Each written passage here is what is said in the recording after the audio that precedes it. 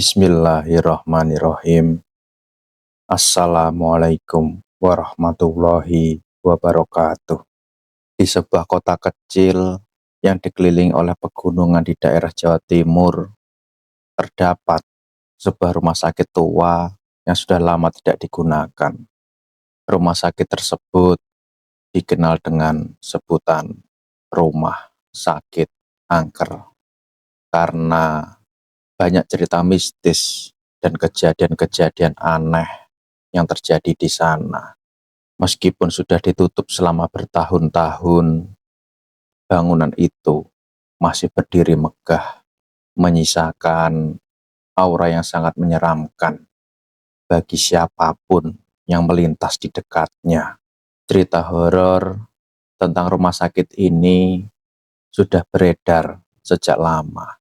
Banyak orang yang mengaku melihat penampakan, mendengar suara-suara aneh, atau merasa adanya kehadiran makhluk halus saat berada di dekat rumah sakit tersebut. Namun, satu cerita yang paling mengerikan datang dari seorang perawat yang pernah bekerja di sana sebelum rumah sakit tersebut ditutup. Susan, seorang perawat muda yang baru saja lulus dari sekolah keperawatan, mendapatkan pekerjaan di rumah sakit tersebut pada tahun 2003.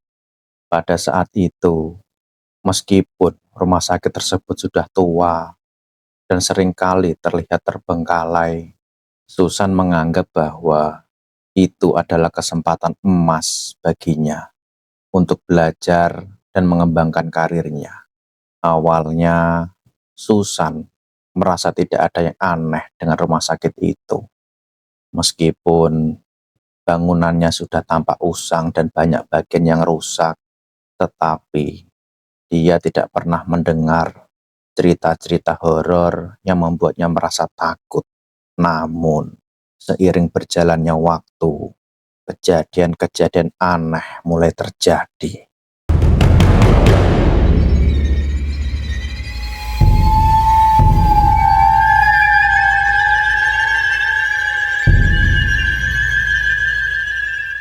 Pada malam hari, rumah sakit yang seharusnya sepi seringkali terdengar suara langkah kaki di lorong-lorong kosong. Terkadang, Susan juga mendengar suara-suara rintihan yang berasal dari ruang rawat inap. Meskipun tidak ada pasien yang dirawat di sana, suatu malam, Susan bertugas untuk merawat pasien di lantai 2 yang memang sudah lama kosong karena sebagian besar pasien dipindahkan ke rumah sakit lain. Ketika tengah malam, Susan memeriksa satu persatu ruangan di lantai tersebut. Semua pintu kamar pasien terkunci dan tidak ada siapa-siapa di dalamnya. Namun, ketika dia membuka pintu di ruang perawatan yang terakhir, dia merasa ada sesuatu yang aneh. Di dalam ruangan itu, lampu berkedip-kedip dan udara terasa dingin meskipun di luar sedang panas. Susan merasa seolah ada seseorang yang mengawasinya. Meskipun tidak ada seorang pun di sana, tiba-tiba ia mendengar suara tawa yang berasal dari sudut ruangan. Susan menoleh dengan cepat, tetapi tidak melihat siapapun. Pada saat itu, jantungnya berdetak kencang dan rasa takut mulai menguasai dirinya.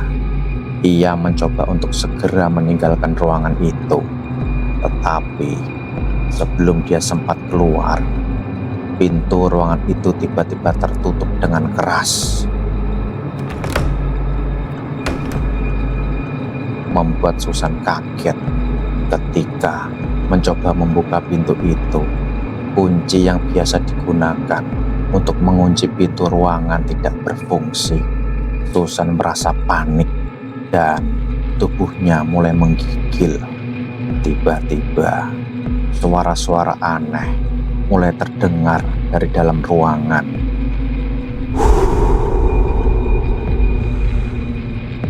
Suara bisikan yang semakin jelas mengucapkan kalimat yang membuatnya semakin ketakutan. Kau tidak akan keluar hidup-hidup. Dalam keadaan terdesak, Susan akhirnya berhasil membuka pintu dengan menggunakan kekuatan terakhirnya. Dia berlari keluar dari ruangan itu dan menuju ruangan istirahat. Setelah kejadian itu, Susan merasa sangat terganggu. Ia tidak bisa tidur dan merasa terus dibayangi oleh suara-suara tersebut. Meskipun ia menceritakan kejadian itu kepada sesama perawat dan dokter, mereka hanya menganggapnya sebagai halusinasi akibat kelelahan. Namun, Susan yakin bahwa apa yang dialami bukanlah imajinasi. Kejadian aneh tidak berhenti di situ. Beberapa minggu setelah kejadian itu, Susan kembali mendengar suara-suara aneh dari ruang rawat inap yang sudah lama kosong. Suara tangisan bayi yang sangat pelan terdengar jelas. Meskipun tidak ada bayi yang dirawat di sana, bahkan beberapa rekan perawat yang bekerja bersama Susan mengaku melihat bayangan putih bergerak cepat di lorong-lorong yang gelap, atau mendengar suara wanita menangis dari dalam ruang perawatan.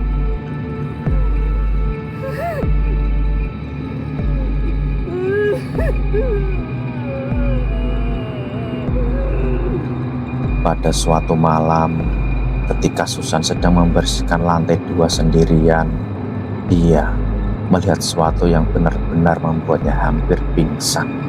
Di ujung lorong, sebuah sosok wanita mengenakan pakaian putih dan rambut panjang terurai tampak berdiri mematung. Wajahnya terlihat pucat dan matanya kosong, seolah menatap Susan dengan tatapan kosong. Susan yang merasa tubuhnya kaku mencoba untuk berlari menjauh. Namun tiba-tiba sosok itu menghilang begitu saja, seolah ditelan oleh kegelapan malam. Susan sangat terkejut dan menceritakan kejadian itu kepada atasan dan beberapa rekan perawatnya. Mereka semua merasa khawatir, namun tidak ada yang berani untuk melaporkan kejadian-kejadian aneh ini kepada pihak manajemen rumah sakit. Meskipun rumah sakit tersebut sudah tua dan sering mendapat keluhan dari pasien, tidak ada tindakan yang dilakukan untuk memperbaiki situasi. Akhirnya, pada tahun 2005, rumah sakit tersebut ditutup secara resmi karena dianggap tidak layak, dan banyaknya keluhan dari pasien yang merasa tidak nyaman. Meskipun sudah tidak ada pasien yang dirawat di sana, bangunan itu tetap menjadi tempat yang angker dan penuh misteri.